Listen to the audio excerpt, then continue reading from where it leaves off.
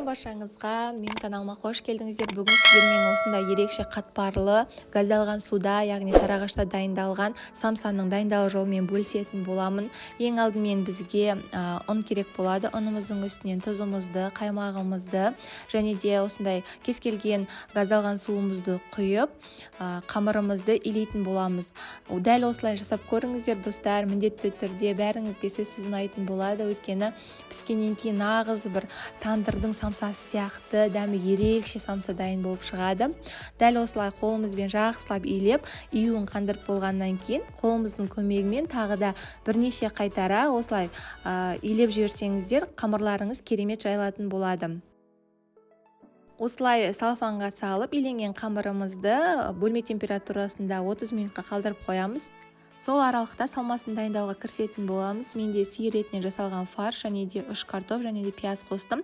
Картопты мен өз қалауыммен қосып жатырмын, тойымды болу үшін. Сіздер қоспасаңыздар да болады. Осылай ұсақта барлығын турап алғаннан кейін үстінен тұзымызды, бұрышымызды және де зире қостым. Осылай барлығын қосып болғаннан кейін жақсылап қолымызбен мыжғылап араластырып аламыз. Араласқаннан кейін бөлек бір жерге қойып қойыңыздар.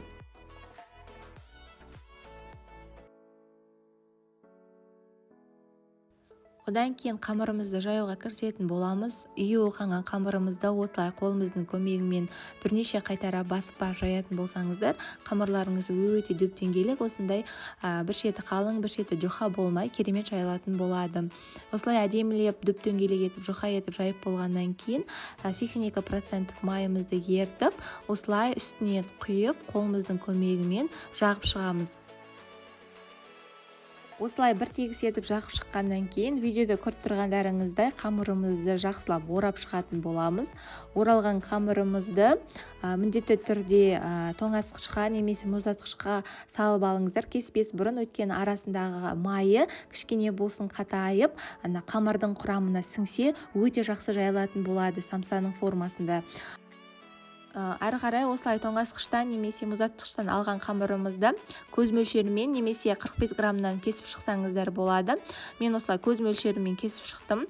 Дәл осылай кескеннен кейін осылай бір шетке қойып жаюға кірісетін боламыз. Осылай азырақ ұнымызды сеуіп жеріп, осылай оқтаудың көмегімен басып, салмамызды салып, өздеріңіздің қалаған формаңызда түйсеңіздер болады. Мен осылай үшбұрыш қып түйгенді жөн көрдім. Осылай барлығын видеода көріп тұрғандарыңыздай салмасын салып, жақсылап түйіп шығамыз. Осылай самсаларымызды орналастырып болғаннан кейін үстінен осылай сүт жағып шығатын боламыз. Сүт жағу себебім өткені піскен кезде духовкада нағыз бір тандырда піскен сияқты болып піседі, және де дәмі де дәл тандыр самса сияқты болатын болады. Достар, міндетті түрде жасап көріңіздер. Бұл өте бір керемет лайфхактың бірі. Менің видеоларым ұнаса лайк басып, пікір қалдырып, қоңыраушаны басып, каналыма тіркеліп, мені қолдап кетіңіздер. Сіздермен бірге болған Айпана, назарларыңызға рахмет.